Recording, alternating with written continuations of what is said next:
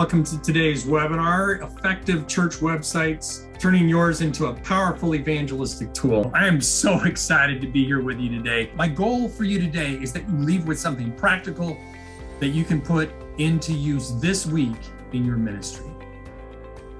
At Sermon to You, we have a passion for ministry and we're nerds for marketing. We believe that the church exists for those who are not yet part of it. So our passion is helping churches like yours reach people in your community who are ready to connect with you. We do that by helping market your evangelistic events, by finding people in your community ready to study the Bible with you. We can also help you turn your church website into an evangelistic engine, and that's what we're going to be talking about today. We've got a lot of material to cover in the next hour. Here's where we're going. I'm going to begin by talking about the why. Why does a church need to put thought into your website? I'm going to hit on some key things that every church website needs. I'll be showing our demo website that incorporates a lot of these things into it. Then I'll tell you some things about Google advertising, which is a great way to make sure that your church website is seen by people in your community. Finally, I'll be talking about our new evangelism websites program that we're making available to churches. And then we will end with your questions. So a couple of months ago, my daughter and I visited a college in Tennessee. She's a high school junior and also a worship leader at our church. So we like to get out and visit other churches whenever we can and experience other church cultures. On this trip, we were there all weekend, so we decided that I would pick a church to attend on Sabbath morning, and then she would pick a church to visit on Sunday morning as well. So we'd be able to hit two churches in one weekend. I wanted to experience worship at a regional church, and Zoe wanted to go someplace with a good contemporary worship band. So what's the first thing that we did? We're looking for a church. Where do you go? We went to Google, of course. And as we were searching online, I had this aha moment. We've had a church home for many years, and I haven't gone searching for a church to visit in a really long time. And because we're in a different part of the country, just for one weekend, I had one shot to find the right church, to find the experience that I wanted. And the primary means that I had to find it was Google searches leading to church websites. As I looked at various church websites, I found that very few of them were actually communicating to me as a potential guest. I needed to know the basics. What time's this service? Where is it located? We were still in a COVID-19 wave, so I wanted to know what the masking policy was. But I also needed more than that. I was looking for a specific type of worship experience, and I had one shot to do this. So I wanted to see a photo of the worship service. I wanted to know how to dress to fit in with the culture of the church. So I wanted to see people in the congregation in addition to the worship team. In the end, we visited the Orchard Park Adventist Church in Chattanooga. Awesome experience. If you're ever in Chattanooga, check out the Orchard Park Adventist Church.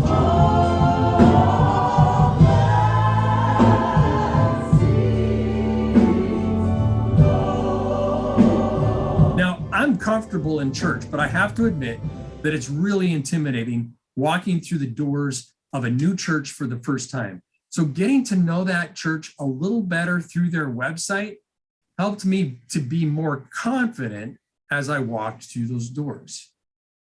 Same thing for my daughter. Both churches we visited clearly communicated the church culture through the design, the content, the visuals of the website. Again, we had one chance to find the church experience that we were looking for, and that website was the primary way that we got to know churches in the area. So today we're talking about church websites, but before I get into the tactics of an effective church website, let's talk strategy for a moment. To understand what needs to go into an effective outreach website, let's explore the psychology of church guests. Now, in our last webinar a few weeks ago, we talked about how God created humans with the innate need to belong, to community.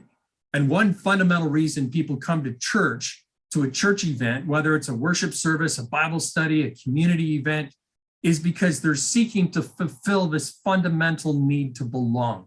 We are social creatures. And although church, of course, has a theological component and a vertical relationship with God component, church is fundamentally a social experience with horizontal relationships between humans. But humans are also uncomfortable with uncertainty. And when people think about walking through the doors of a strange church filled with people that they don't know, this can cause anxiety. Today, social anxiety is one of the chronic mental health challenges of this age. So we need to do whatever we can as church leaders to lower the anxiety of our guests. And the framework that I want to suggest is called uncertainty reduction theory. Part of this anxiety is the uncertainty of how a social interaction will play out. A guest might wonder, if I don't wear a tie, will people treat me differently? Or what if I do wear a tie, but no one else is? Or will people be talking in King James English or using a strange vocabulary that I won't understand? Will I be criticized because my clothes smell like cigarette smoke? Will I get cornered by someone trying to save me?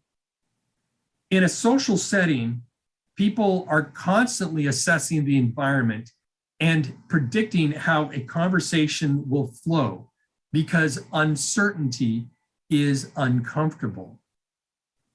Uncertainty reduction theory tells us several things that people do to reduce uncertainty. And when you meet someone for the first time, for example, there's a cultural ritual that we go through. And a big reason for that ritual is to reduce uncertainty. When I shake someone's hand and I look them in the eye and I say, nice to meet you, I'm reducing their uncertainty for how the interaction is going to go because I'm behaving in a way that's expected. So that expected behavior lowers the uncertainty, it lowers the anxiety, it helps people feel more comfortable in that engagement, in that interaction. Okay, so what's that got to do with church websites? Online research is another strategy that people use to reduce uncertainty. And as this theory has developed over the years, more recently, this is a fourth level, a fourth strategy that people use, online research. The primary purpose of your website is to reduce your guests' uncertainty. The pictures on the website should show people in the church environment, allowing the guests to pick up visual clues about the culture. What are they wearing? How are they interacting? The language on the site should reflect the culture of the church. If you're a conservative church that uses the King James Version in your service, your website should reflect that. If you're a church with a contemporary worship service, have a picture of the worship band to show the culture. The website should be authentic to the experience that guests are going to have when they walk through your doors. So let's be clear. Your church website right now is communicating to guests. It says something about who you are and what you're about. And the question is it an accurate reflection of who you actually are? A lot of church websites are simply saying we only care about our members because the site is filled with bulletin announcements and insider speak, or it doesn't have anything specific about the local church, just a little something about Seventh-day Adventists in general. What does that communicate to guests who visit the website? Does it make them feel valued? Does it do anything to reduce their uncertainty? The primary purpose of your website is to reduce your guests' uncertainty. They should get a feel from your website what they can expect to experience when they walk through the doors of your church. Okay, enough theory. Let's talk about what actually goes into an effective church website. Whenever you're creating a communication piece, I want you to think about who the audience is. Neil Gordon put it this way: effective communication preferences the recipient over the sender. And a lot of times we're just thinking about ourselves. We're thinking about what's going to be easiest for us. But effective communication preferences the recipient over the sender. So let's think for a bit.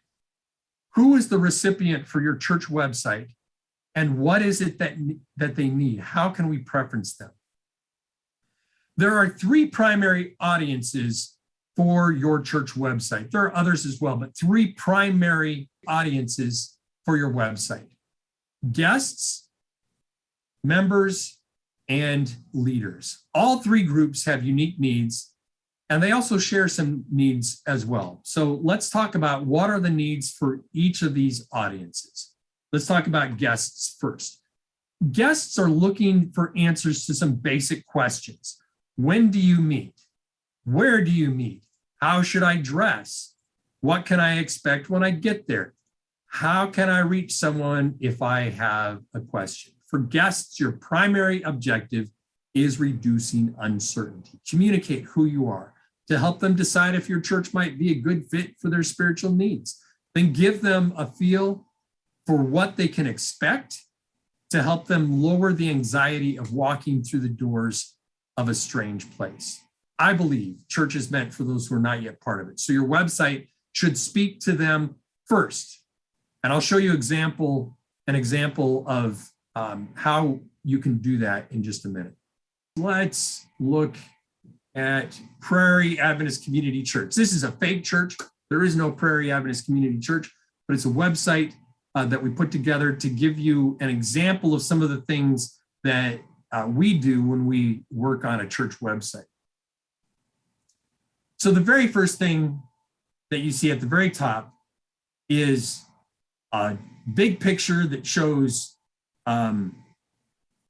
members in the environment, and then a statement of who you are. We're a community of faith that loves God, cares for each other, and brings light to the world. And then right off the bat, there's a button, I'm new here, and something about us. We'll come back to both of those in a minute. Then we have an upcoming events section, and you can click through to see all the upcoming events. This just shows the next 4. And then a section a little bit more about who we are, with links to meet the team, what we believe. There's a link to more about Prairie, which is goes to the same place as about us. And then nurture your faith, helping someone take the next step in their faith journey. So Bible study groups and opportunities to serve are 2 links here.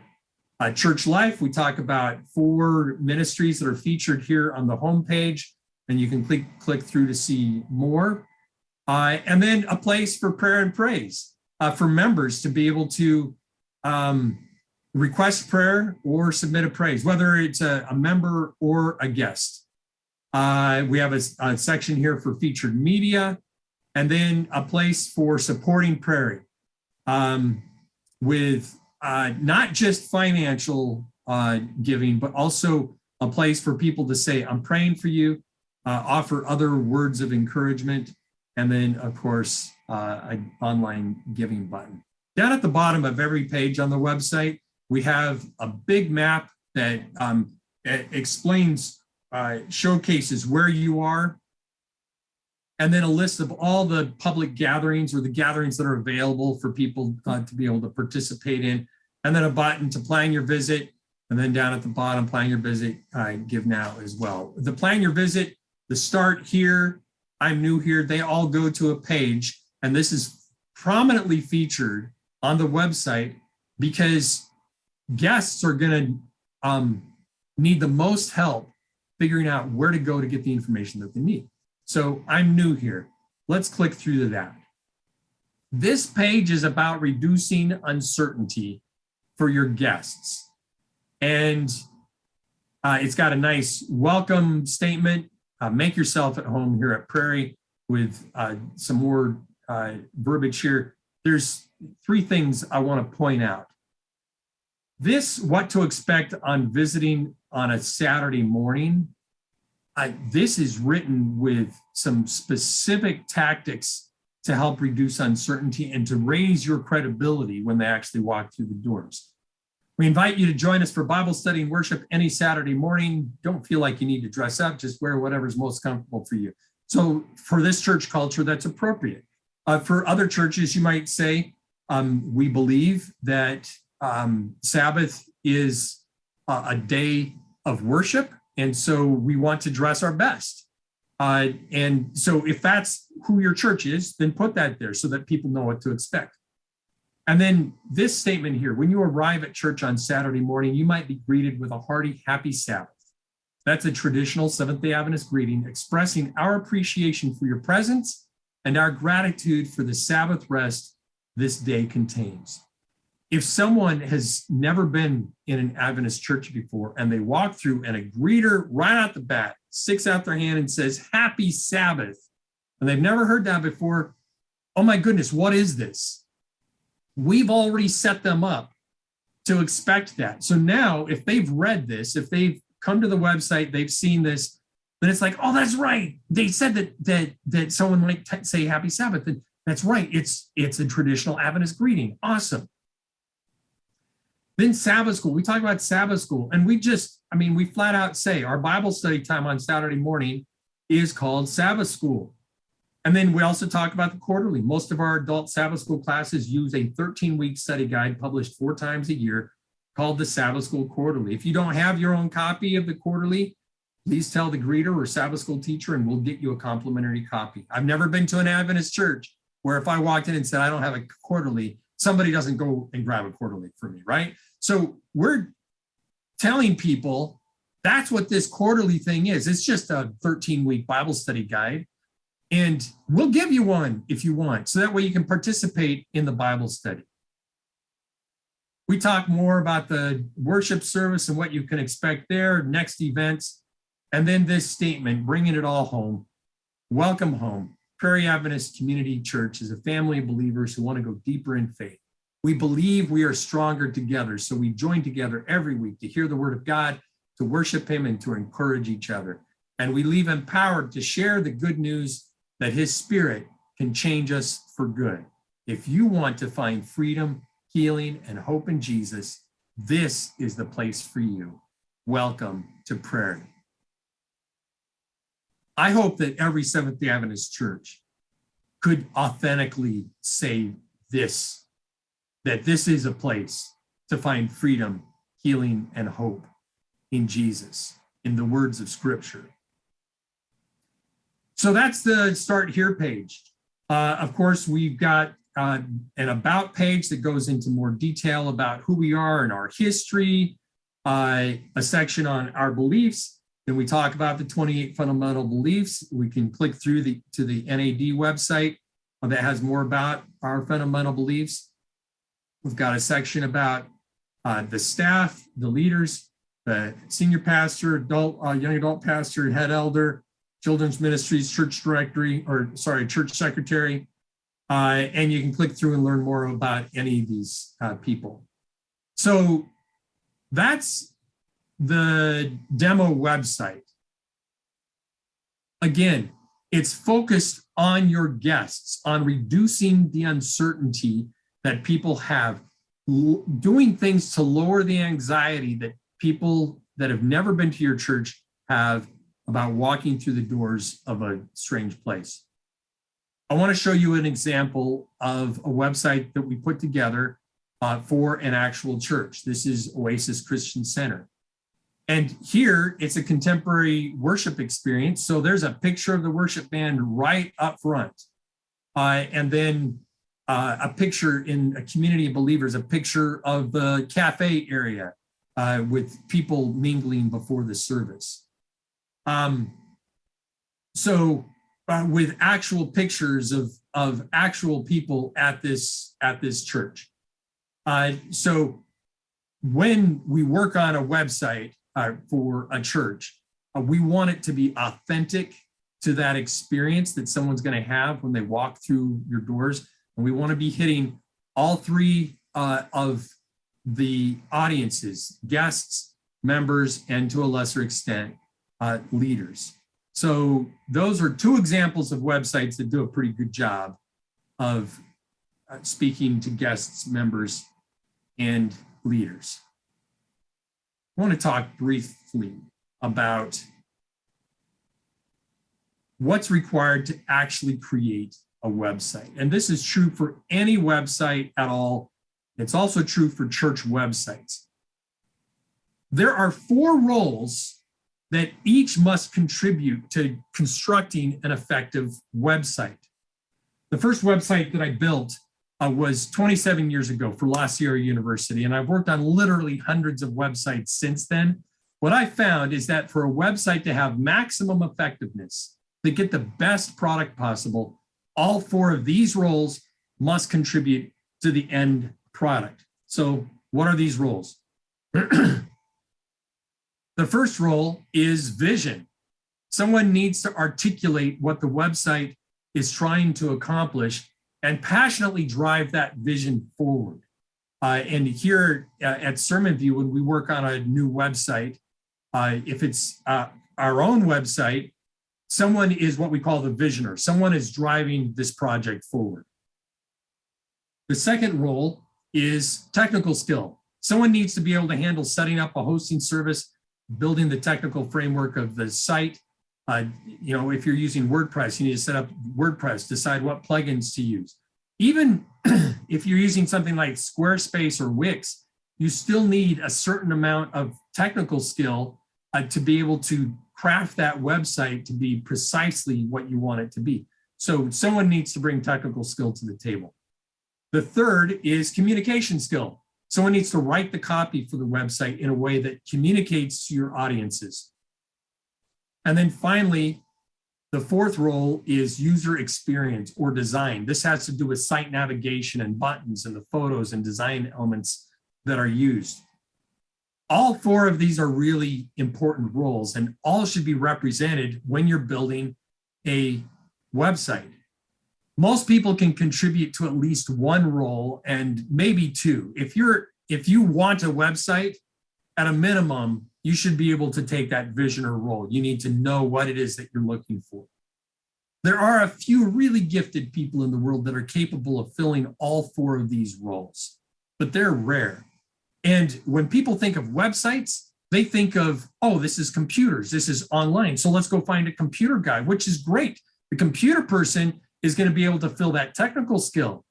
But an awful lot of websites are technically great, but have poor communication, poor copy. It's not written great. You're not thinking about the audience, and the user experience may not be great. Technically, it got put together because a computer person did it, but they're not as good at some of these other roles. And even the people who are capable of doing all four of these roles can't do it all at the same time. Each role uses a different part of the brain, and transitioning between each role has a pretty high switching cost. And so because of this, one person cannot fill all four of these roles concurrently. It's just not possible. Believe me, I've tried. The only way it works is to spread it out over several days or weeks, working on one role at a time, giving recovery space before working on a different role, sleeping on it, and then switching to that different role. Really, the best websites are created by a team whose members each fill just one of these roles. That's how we do it here at Sermon View. When we work on websites, somebody's the visioner, somebody's bringing technical skills, somebody's bringing communication, and somebody's bringing user experience. Okay, so you've got a relevant, up-to-date website that speaks to guests. That's nice. But how do potential visitors find that website? That's right, it's Google. So there are two ways that your website can appear in a Google results list.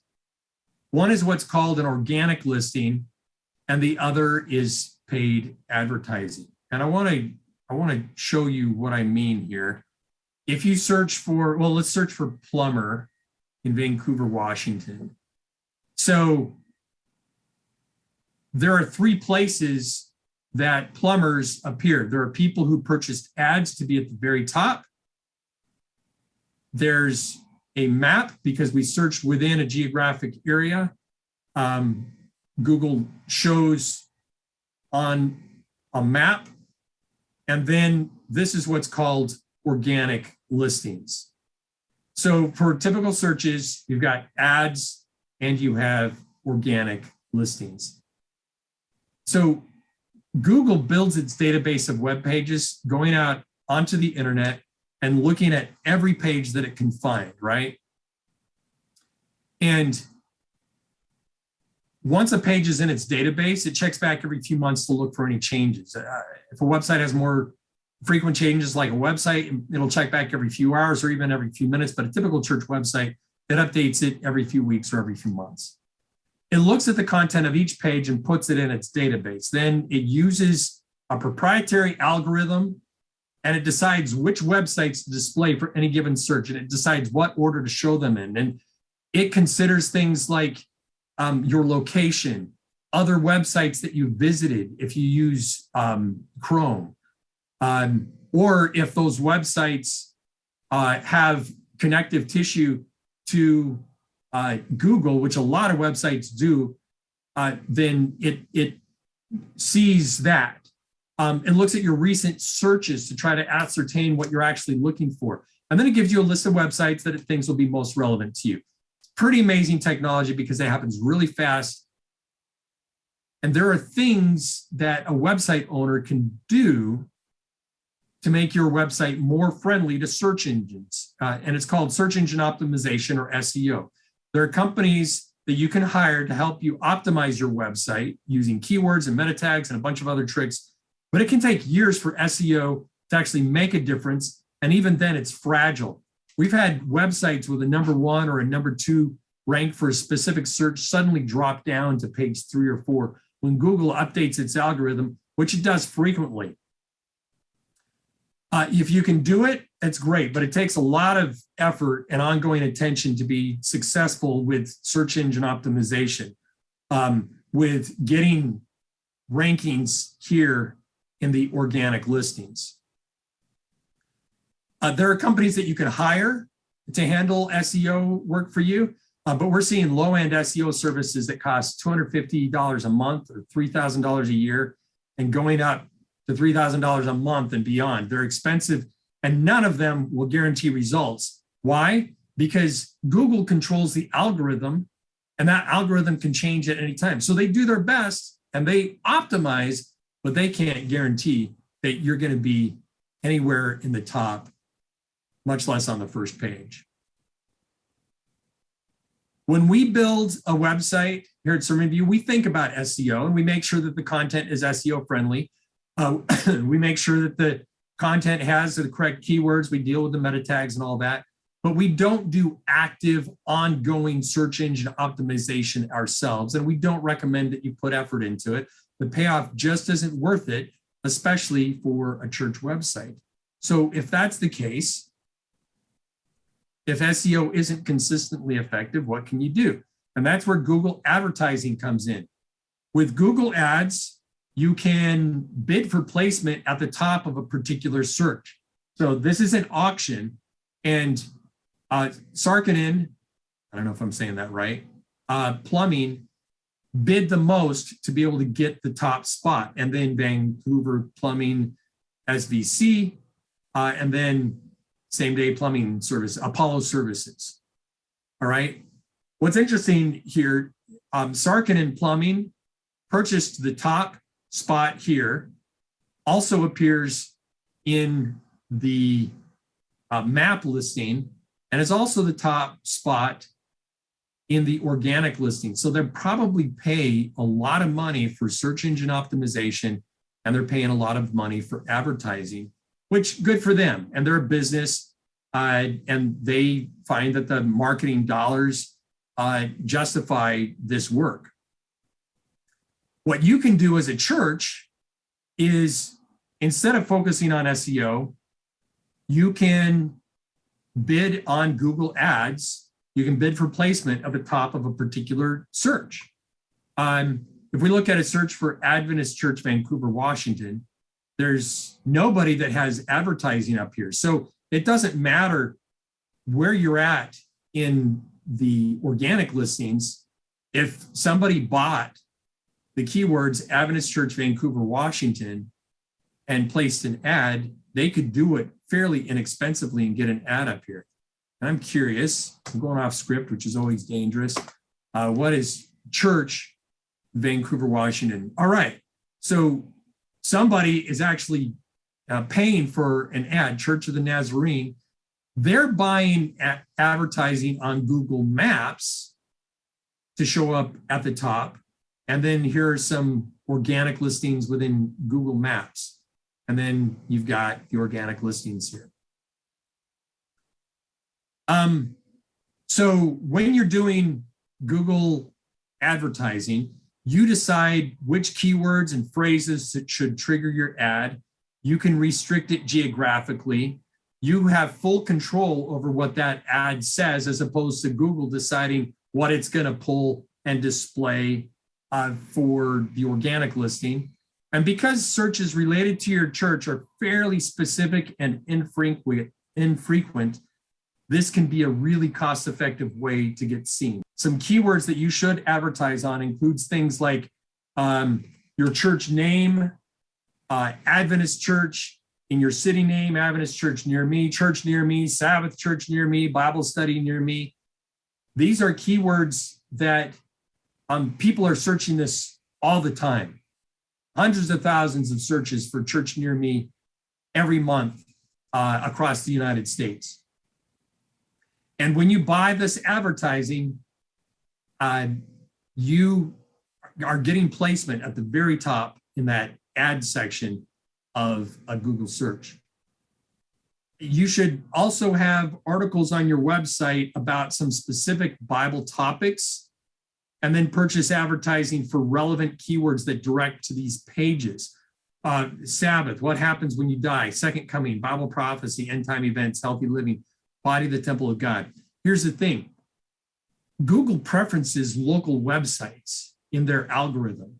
So if somebody searches for Sabbath in the organic listing, you have a chance to get in there, but by buying advertising, you're guaranteed that your website is going to appear at the top of the list or in that top section. So if you buy Sabbath, the keyword Sabbath, in your geographic area, and you bid on that, then you've got a really good chance of actually appearing at the top of that Google search.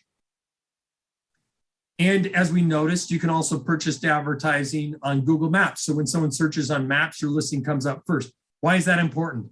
Because 1 out of 8 Google searches are actually directly on Google Maps.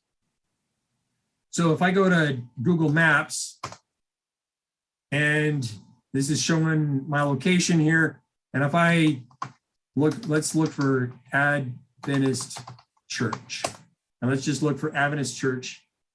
1 out of 8 Google searches happen directly within Google Maps. And on a mobile device, it's even more critical because a ton of searches are happening on mobile devices now. And people will go to Google Maps, to the Google Maps app, and do a search right in there.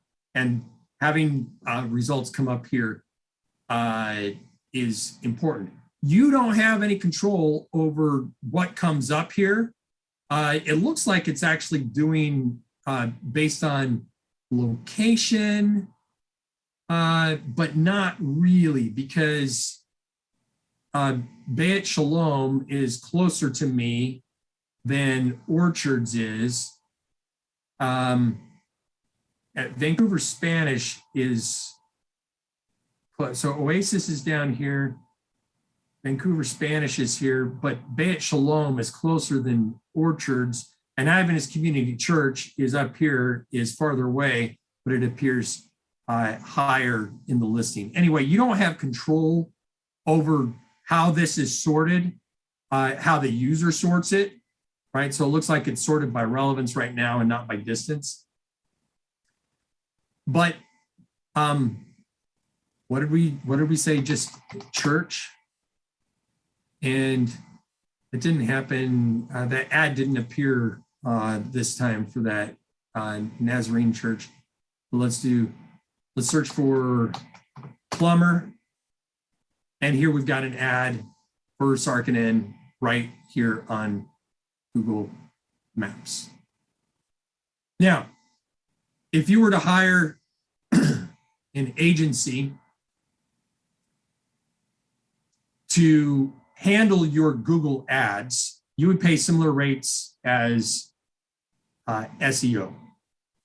The cost starts at like $300 to $500 a month just for the management fee, and it goes up from there, plus the actual cost of your Google advertising. We've been able to get that cost much lower by aggregating a bunch of churches together, and I'll talk about that in a minute. I want to tell you about Laura. Does advertising make a difference in a church's ministry? Laura would say yes. Laura grew up a Seventh-day Adventist, but she'd gotten disconnected from church moving around as a young adult. She moved here to Vancouver, Washington for work, and shortly after that move decided that she wanted to connect with a spiritual community. So she searched Bible study near me on Google. My church was running ads, and we showed up in Laura's search results. And the crazy thing was, she wasn't even looking specifically for an Adventist church. She just wanted a Bible study. But there we were in the results. So she clicked through the website. She got involved in that Bible study. One thing led to another. And today, Laura is fully engaged in the life of our church. She serves on the Sabbath morning tech team. She's participating in a weekly Bible study group. I saw her 2 Sabbaths ago launching a new young adult ministry with some of our other young church leaders. Does a church website make a difference? Yes. Does advertising that website make a difference? Yes. Laura found her church on Google. Last month, over 100,000 people searched on Google for the phrase churches near me. And over 50% of church attendees say that a church's website is important in picking that church for a visit. Your website is the online welcome mat for the community, and it needs to speak to your guests. So I know that updating your church website is a huge undertaking. On top of dealing with Google advertising and keeping the website up to date, creating a website requires those 4 roles that we talked about. Remember, vision, tech skill, communication, user interface skills. It's time and talent that most churches just don't have. You could hire someone like a part-time person to handle it. That's going to cost you $15,000, $20,000 a year for that part-time person to handle the ongoing advertising and maintenance of the website. Hiring an online agency is going to cost you similar amounts. Let me tell you what Sermon View will do for you. We have a new program that launched last year. Let me tell you about the Complete Plus Church Solution. First, we're going to create localized Google ad campaign. It covers the basic searches related to your church, variations of your church name, church near me, those types of churches. We'll also make sure you're placed correctly on Google Maps and get that location information up to date. And then we'll include maps in that ad campaign. So when somebody searches, your ad will show up in maps as well. On top of that, we'll cover some additional keywords like what we talked about: Sabbath, what happens when you die, Bible prophecy, end time events, with these pointing to specific pages on your church website with content related to the topics. If you were to outsource this, again, the management fee alone would start at $3,600 a year, could be as much as $10,000 a year. I know small businesses that spend over $1,000 a month, $12,000 a year on Google advertising. This is all covered in our solution. But advertising only gets people to your website. We'd like you to have a strong, guest-friendly website. So we're going to build you a new website focused on helping your guests reduce their uncertainty. Remember those 4 roles we talked about for building a website. We'll guide you in discovering your vision for the website. We'll help you with the communication role. Then we'll completely cover the technical skills and the user interface. We'll give your website a fresh, new look that's mobile friendly. Plus, we'll include features specifically for members and leaders too. Again, if you were to hire a website company to create this type of site, it would run you $5,000 or more. And it would require you to help them understand the unique needs and vocabulary of a Seventh-day Adventist church. We work with Adventist churches every day. And so we'll build this website for you as part of our program. Plus, because of our partnership with Adventist Church Connect, you're going to save money on website hosting, quality high uptime hosting will cost you $500 a year or more, but the North American division covers this cost for all Adventist Church Connect websites. And because our solution is built on ACC, your church doesn't have to pay for any hosting costs. With ACC, you'll have access to make updates to your website anytime you want. But we've also heard from a lot of churches that they don't have time to deal with this. So we'll also take care of content management for you. If you have a change you want to make on the website, just let us know and we'll take care of it for you. Send us your weekly bulletin. We'll put it on the website each week. Content management is included in our program. And on top of that, we'll also manage your email system as well. We'll set up your website domain to work for email so that you have email addresses like pastor@oasislive.org or secretary@oasislive.org. We'll set up G Suite for nonprofits for your church and manage your email system on your behalf. And if you need to add an email address for someone, just let us know and we'll take care of it for you. Hiring a company to handle your email management could cost you $3,000 a year or more, but we are including it in our Complete Plus church solution. If you hired an employee to do all this, it's going to cost you $15,000 to $20,000 a year, and even more if they're proficient at it. You'll have to manage them, direct their time usage. It can be a distraction for you. Working with web agencies to handle this is a little bit less expensive, but you're going to pay almost $15,000 for that first year, plus $9,500 a year after that to get all of these services together. And on top of that, you're going to have to manage these contractors, help them understand the unique needs of a Seventh-day Adventist church. With Sermon View's Complete Plus church solution, we are going to handle all of it for less than the cost of hiring basic SEO services. It's $24.95 for the first year and then $19.95 each year after that. In addition, remember, we're focused on Adventist churches, so you don't need to explain what Sabbath is or why you want Bible prophecy as a keyword. You're going to get Google advertising for your church name and churches near me. You're going to get advertising on Google Maps, plus you'll get additional keywords pointing to specific pages on your website. You're going to get a brand new, beautiful website that's focused on your guests, designed to reduce uncertainty and draw them through your church doors. You'll get free hosting through our partnership with Adventist Church Connect.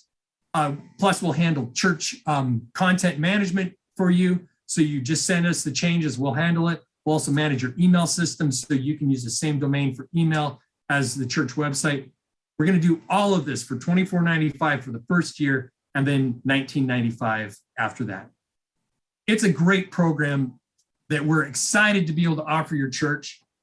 And I hope that you're able to take advantage of it.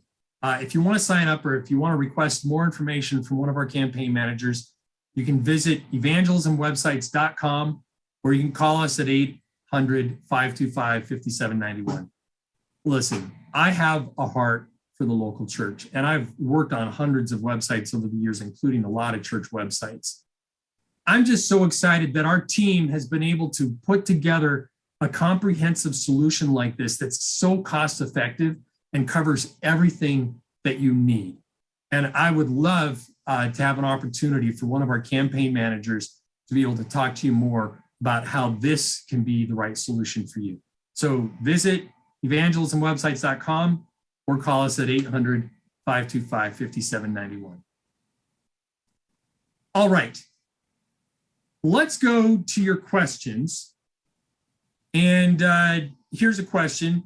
If you set up our email so we can use the same domain, do we have to log into another site to get the email, or can it forward to my current email? That's a great question. So when we set up your email, we're going to set up Google G Suite. I don't know. They're changing the name all the time. I don't remember exactly what it's called. It's G Suite for nonprofits. Okay.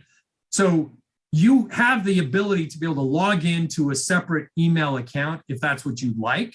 If it's helpful, for example, your church secretary or a volunteer to have a separate email account that they check every day, it's set up to do that. If you want everything consolidated, though, you can go into that account and then just forward it to your personal email.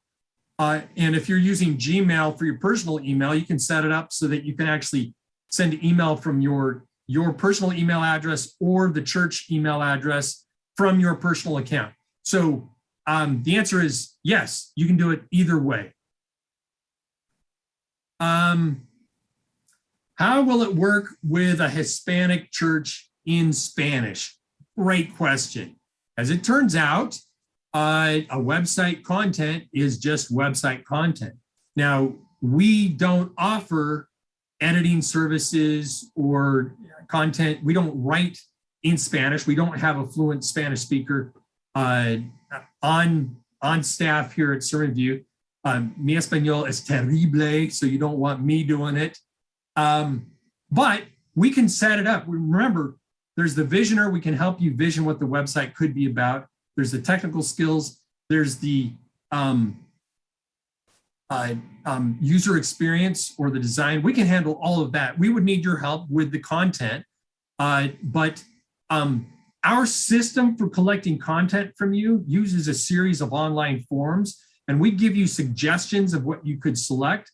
But it's also the basis that you could use for actually translating that into Spanish. So you could use our ideas as a starting point, but then write it into Spanish or Portuguese or whatever language your church website needs. And then give us that content. We can flow it into the website. That is not a problem at all. We're based on Adventist Church Connect, remember, and their websites are language neutral.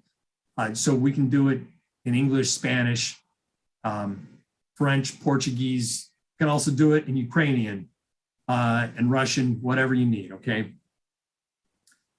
Another question from Marco. Hey, Marco, can you set up different emails for different departments? Yes, the Complete Plus church website solution includes 5 email addresses. So you could have pastor at VancouverAdventist.org. You could have secretary at, you could have pathfinders at, you can have women's ministry at, you could have slides at, whatever you need.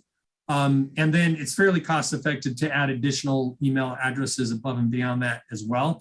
But you get 5 email addresses that you can use for whatever you want. So if you wanted a generic one to put on your website, info at topekaadventist.org, you could do that. Have one for pastor, have one for secretary, whatever. If we were to pay for the first year and then decide not to continue with the service, is the website and email account still ours? All right, great question. So the website, you would keep the website, but there's security updates, there's ongoing updates that we do regularly to the theme that's used, and you wouldn't have access to that. The Google for Nonprofits that we set up for you is yours to continue using. If you wanted to get in there and learn how their administrative interface works, to be able to manage that yourself, you're welcome to do that. I mean, you could go set up Google for Nonprofits yourself for your church. There's no reason for us to do it, aside from the fact that we do it all the time and we understand the steps. And so we're able to do it pretty quickly and easily for you. There's a lot of technical complexity to it. Google does a good job of making it fairly simple, but you still need some technical skill to be able to do it. So yeah, you'd be able to keep that. If you wanted to manage that yourself at the end of that first year, you could do that. We don't need email. Do you give a discount for not including that service? Yeah, actually, let me pull this up over here. So this is the evangelism website's website. Here under pricing, we have a number of different packages. So the Complete Plus Church solution is the one that includes everything that I talked about. There are lower price solutions as well. If you don't need content management, if you don't need the Google pay-per-click campaign, if you just want individual items, there's lots of different opportunities. There's different ways that we can help you, and we've got those all listed there on evangelismwebsites.com on the pricing page. How do we get changes sent over if you are managing content for us? Again, great question. We have an online form. You just go to the form and tell us what you want changed. That then generates a ticket, goes into our ticket system, and we have our website specialists go in and make those changes to your website and do that as well. With Google Advertising, you have a dedicated marketing manager for your Google Ads. So if you wanted to make some adjustments there, again, you go in using a form and it communicates with your marketing manager to be able to do that. Is the giving link linked to Adventist Giving app? That giving link can go anywhere you want. So if you have an account with Adventist Giving, then we can point there. If you have another solution for some reason that you're spending money on, you're welcome to do that. It's just a link, so we'll send it wherever you like. All right. Well, those are the questions, and that's our webinar for today. The Sermon View crew would love to help turn your church website into an evangelistic engine that helps propel your mission forward. If you'd like to talk to someone about our church website services, you can put your contact information in the chat system now. Someone from our team will reach out to you, or you can get more information at evangelismwebsites.com, or you can call us at 800-525-5791. Hey, let's pray as we close. Lord, thank you for this time together today. And I just pray that you will pour out your blessing on this church. Fill each one of us with your desire and power to reach our world for Christ. And Lord, may the work that you do through us result in a great harvest for your kingdom. That's my prayer. In the name of Jesus, amen. Our next webinar is going to be on May 18. We're going to be talking about a controversial topic, asking the question, is Bible prophecy still a relevant topic for Adventist evangelism? I'm going to share some of the latest research on evangelism effectiveness. I'll talk about some new approaches that you might want to consider for your evangelistic series this fall. That's coming up on May 18, and we'll send you more details in the coming days. All right, everyone. Thanks for joining us today, and God bless.